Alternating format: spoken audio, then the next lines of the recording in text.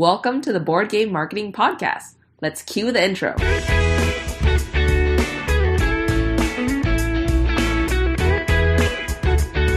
This is the #1 podcast to learn marketing strategies for your board game. Whether you're just starting on your first game or an experienced designer, you've come to the right place. My name is Nalin, and let's talk marketing for your game.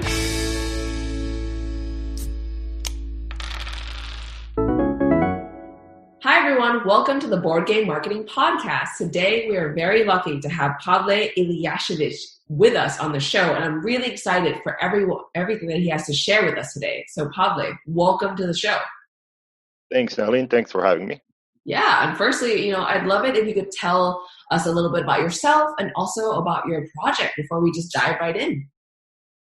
Yeah, well, about me, there's not a lot to tell. I'm part of a group called Dodgeball Games. We're based in Belgrade, Serbia. We like making board games, so we started doing that.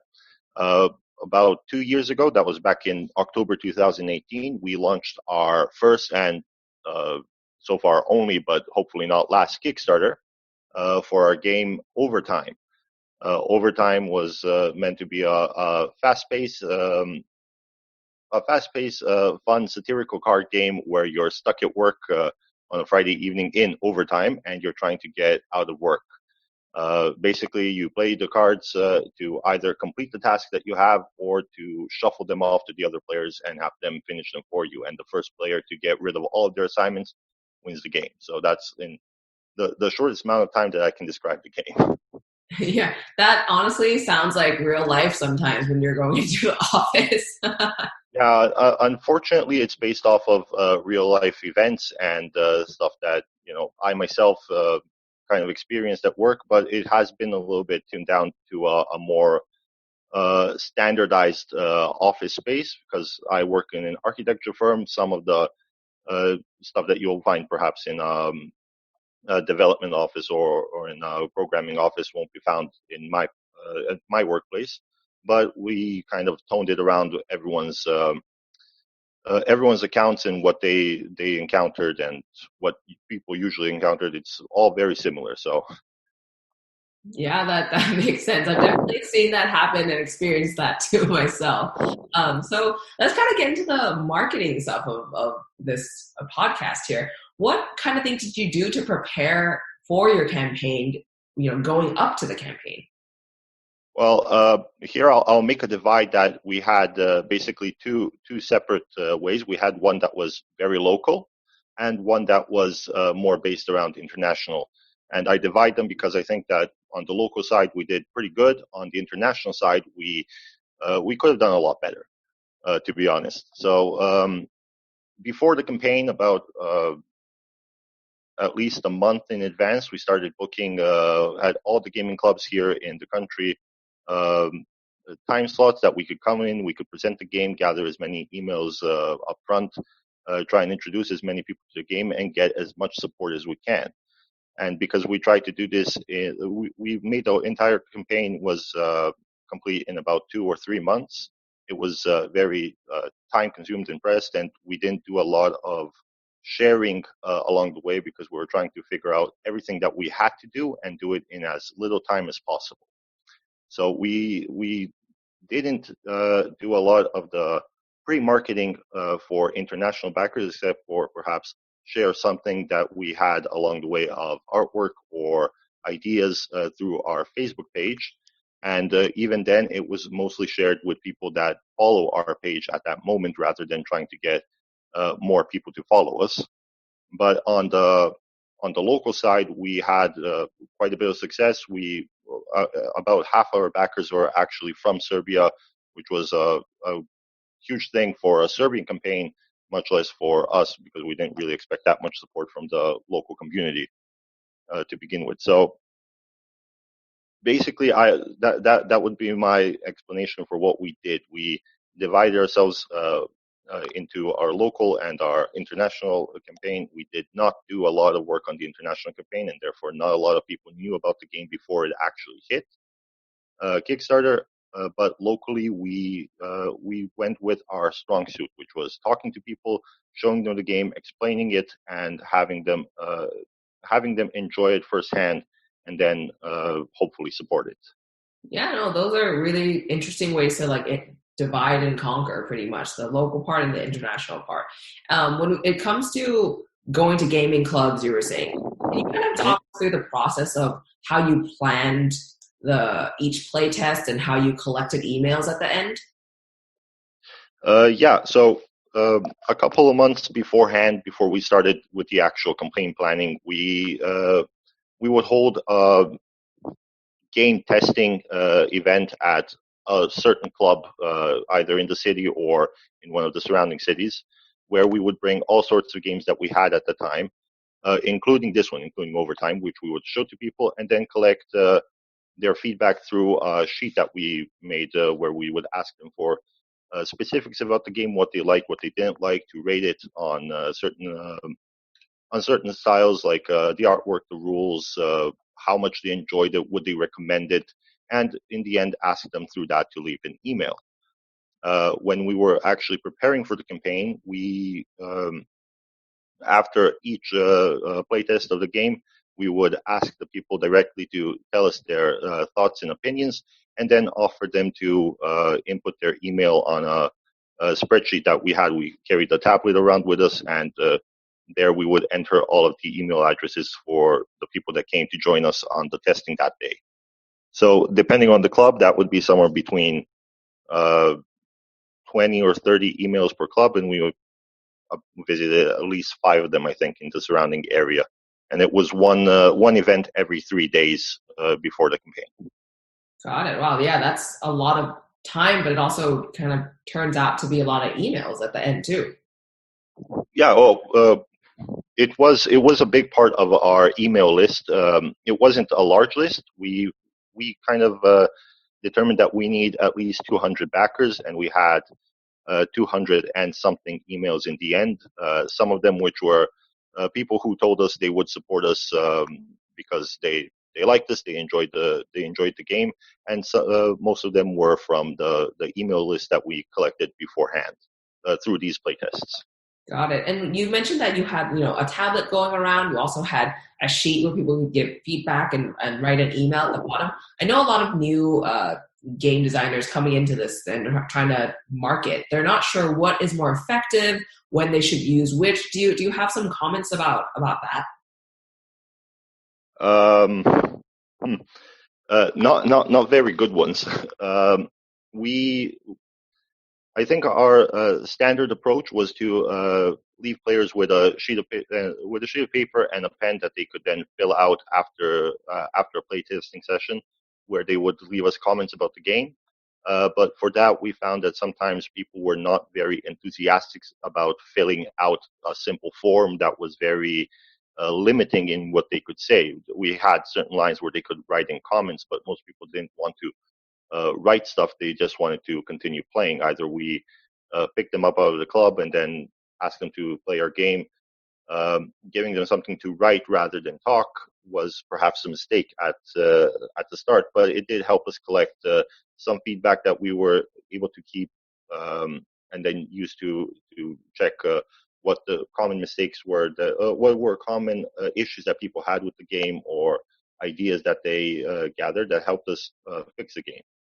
But before the actual campaign, we started talking to people, and that was, I think, a better, perhaps more direct approach, where we would hear their thoughts firsthand. At that point, it wasn't so much what they could suggest to help us improve the game, but rather what they liked, how they enjoyed it, what they thought about the experience, and through that, it felt more on a personal level that it was better to communicate with people, and thus we felt more people left with the impression that they wanted to support the game in the end, which is why we perhaps collected more emails that way. Got it. Okay. And when you have all these emails, that month before launch, what kind of emails did you send to them to get them ready for launch, and also to get them to back? Well, we only sent 2 emails beforehand, before the actual launch. One was a reminder, I think it was 3 days in advance, not even 7 or 1 day, but 3 days, and then one right before the launch date to remind them that we will be launching tomorrow morning at this time, and asking them to come join in and support the game from the start. Our hook, as you would, was that we had an early bird pledge, which gave 20% off the price of the game for early bird backers, and it was available for the first 72 hours of the campaign. So we got 33% of our funding goal in the first 2 days. But after that, we kind of slowed down as, like I said, on the international side, we didn't do enough marketing, which is why we went through all of the local marketing in the first 2 days, and then all the local gathered backers in the first 2 days, and then kind of slowed down while we were trying to pick up the pieces and figure out where we went wrong. Got it. Okay, so yeah, let's actually pivot to talk more about the international marketing that you were talking about here. You mentioned sharing artwork and just ideas through the Facebook page. Can you kind of dive into what you guys were doing, how often you guys were sharing images, and like what images you were sharing, things like that? Most of the time, it was images of people playing the game. It was images from the live playtest that we did, where we would take pictures of people playing or enjoying the game, maybe some close-ups of the cards that we used at the time. Those were most of the images that we used, and then we would post them, I think, at a very low rate. It was something like once or twice a week on the Facebook page. And occasionally we would also post something new about the artwork. As soon as the art is finished, something like a character design, we would post it onto the page so that people can see, and then try and get them to interact with the image by asking them specifically what they thought of it, or how they can relate to it, because the theme is pretty relatable. We wanted to get people to talk about it in the sense of how they found themselves through this image, or how they see other people in the office where they work at through this image. Can they recognize anyone? Do they know anyone they would tag with this image and stuff like that? It wasn't, I wouldn't say it was very successful, in that we only got people that already followed the page up until that point commenting, rather than getting in new people. But it was something, at least, that we did. Got it. Okay, so with all of this, can you tell me more about what happened for you on launch day? How did you kind of continue getting the word out on launch day? You already mentioned an email, that went out. What else did you guys do? I don't think we did anything. We were very excited on launch day about just launching, and we sat there looking at the screen for hours on end and trying to grasp our head around the fact that we actually launched the game, and that it was going, and that people were actually backing it, and trying to figure out whether the speed at which it was gaining pace was good or bad. So we didn't do a lot of notifying people that we launched the game until well into the first day. We left a little bit of time so that people that already applied to the email list could back the game first, and then we started sharing it on as many of the groups that we could think of, Facebook groups that we were already a part of, without trying to make it so spammy a lot. I think out of all of us, we all have the same problem, and that is that we don't want to seem a little bit too pushy, which is perhaps a fault. But we didn't push the game too far out, because we weren't really sure what would constitute as spam and too much self-promotion, and what would constitute as a friendly invitation for people. Hey, check this out. We made this. We want you to support it if you think it's cool. Got it. Yeah. No, a lot of people have kind of trouble with that. Like, they're like, hey, am I just self-promoting? Because a lot of the groups say no self-promotion. And they're like, hey, can I actually post that my Kickstarter's live? Can I post this? Can I post that? So you mentioned that you were sharing on Facebook groups without trying to be spam. Do you remember kind of what message you were using or how you were approaching posting in these groups? It was, well, I think it was in the end perhaps a little bit more promotional than it was clever, because we would post a link to the campaign, say, hey, we launched, we're already at this much percent. This is what the game is about. Do you think you would enjoy this? And hoping that the admins of the page didn't think it too spammy or too promotional to just shut it down. We didn't have any of those cases where someone would just delete the post or something, but we still felt like it was a little bit too pushy, so we didn't push too much or too hard, and we weren't really sure how to approach it without making it seem promotional. We were the guys that feel that it was too self-promotional in that case, and weren't really sure how to approach that issue on the spot. Got it. Okay, so that was what you guys were kind of trying to do on the Facebook group side and on launch. Mm-hmm. Let's talk about during the campaign itself. I know you guys got over 100% funded. Can you tell me more about what marketing things you did during the campaign? Well, during the middle of the campaign, when usually everything always slows down, we were kind of afraid that it would come to a complete standstill. Since the campaign launched halfway through October, we had both the luck and I guess the curse that Essenspiel was just around the corner. It was 1 week into the campaign. However, since we decided to make the campaign at all somewhere around the beginning of August, it was too late to apply for a stand or a table at the fair, so we didn't have one going into the fair. So we tried pushing ads targeting people that were going to Essen, which were probably drowned out by all the other ads doing the exact same thing. And we did a little bit of guerrilla marketing, where we would print out T-shirts with a QR code that would lead people to the Kickstarter page. And on the T-shirt was various art from the game and a message asking them, do they recognize themselves as this type of worker at the office? And then hoping that people would see it. Because we did track the number of people that followed through the link, it wasn't very overwhelming. So I don't know if it was an effective strategy, but at the time when we thought of it, it seemed like a very good idea.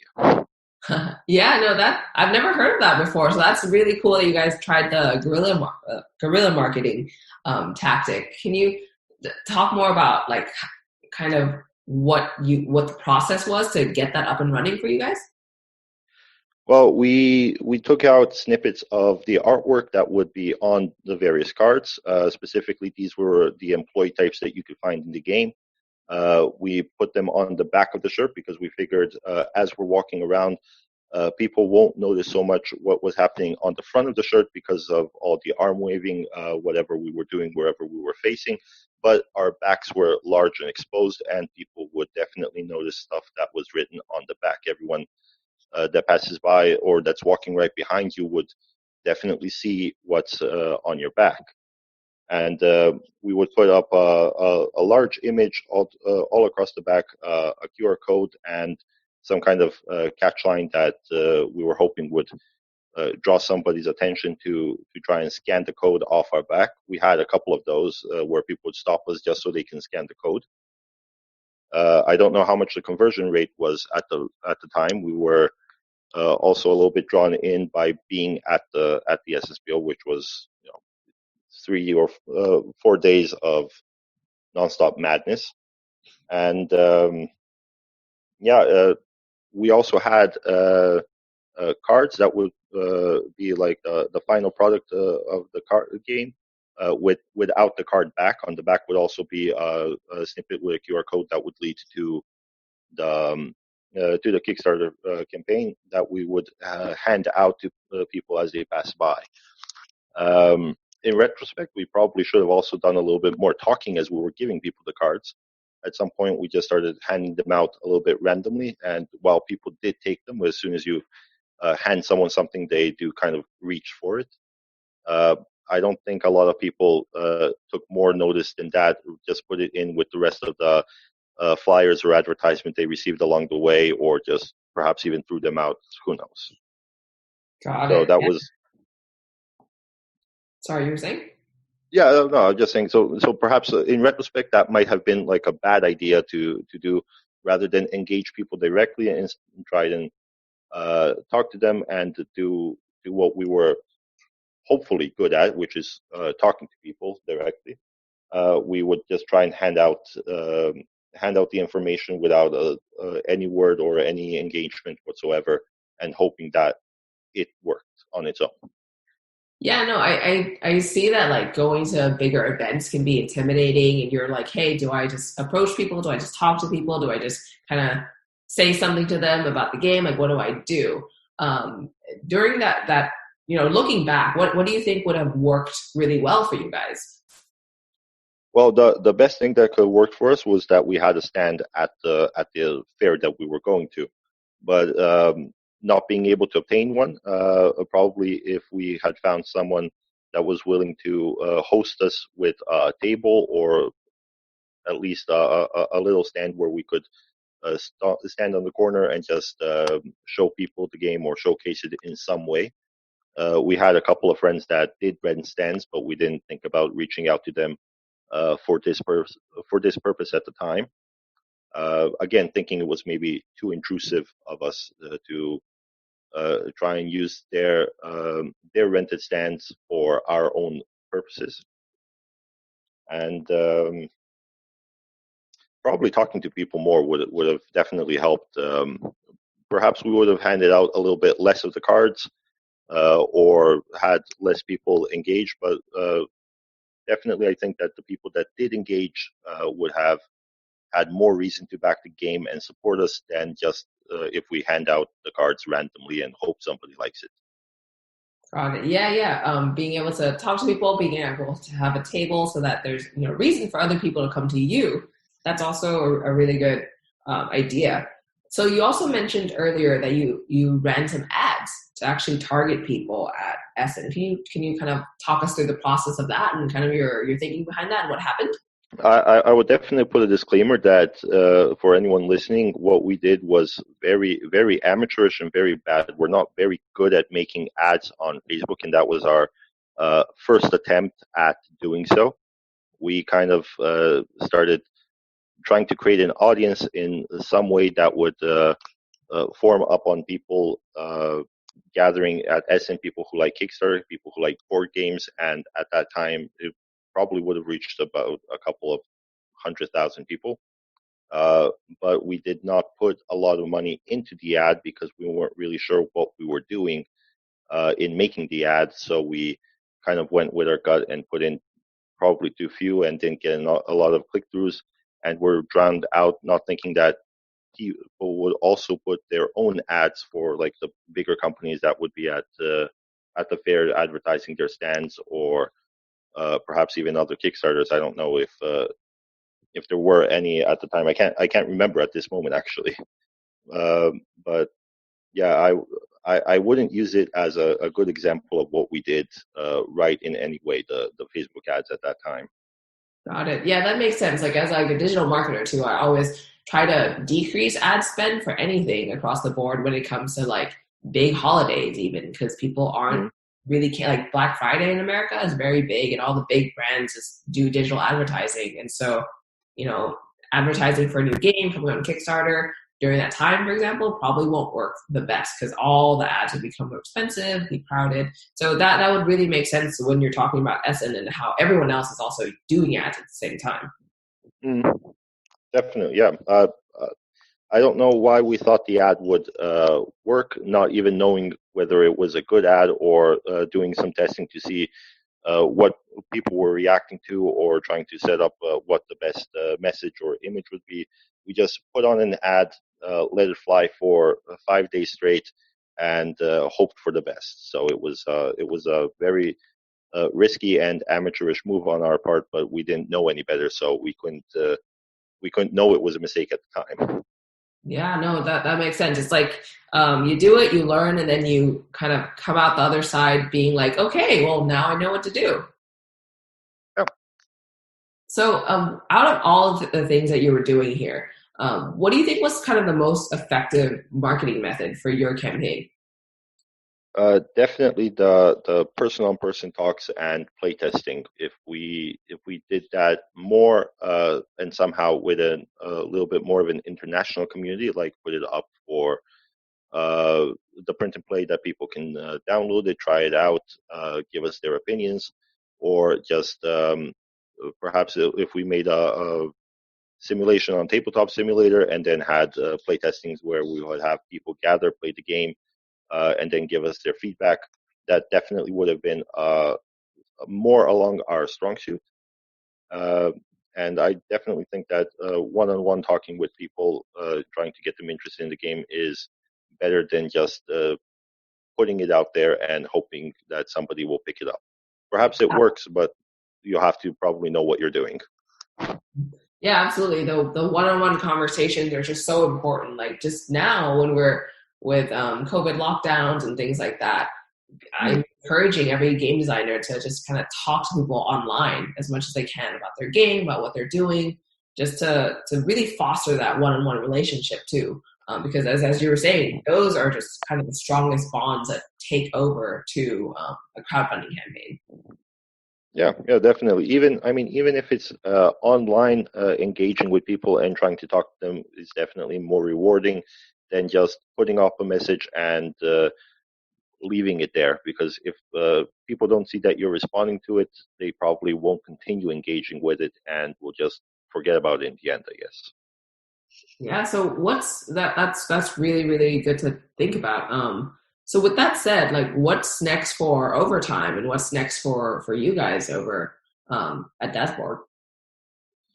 Well, we're planning a new game, new Kickstarter that we don't really know when it will launch. Right now, we're trying to take it slow and not make the same mistake of rushing our campaign while we figure out all the strategies that we want to use and get as much information how best to do it.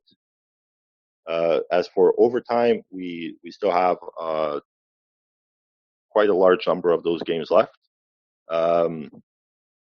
But we are currently setting up a landing page on our website, trying to look a little bit more into online sales and how that would work, and then figure out how best to market it and set it up for possible sales.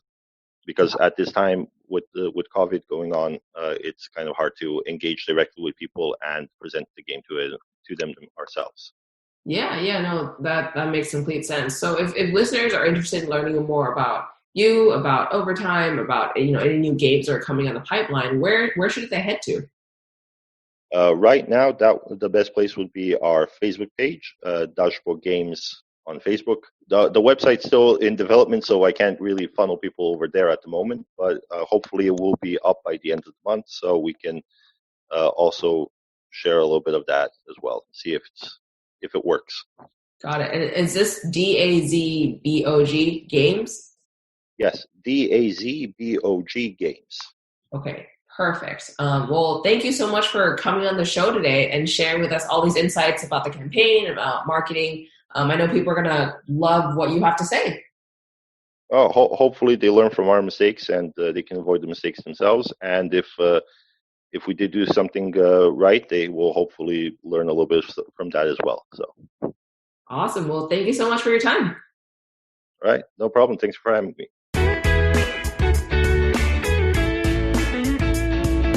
Thanks for listening to this episode of the Board Game Marketing Podcast. For daily tips and advice, find us in the Board Game Marketing group on Facebook. See you next week.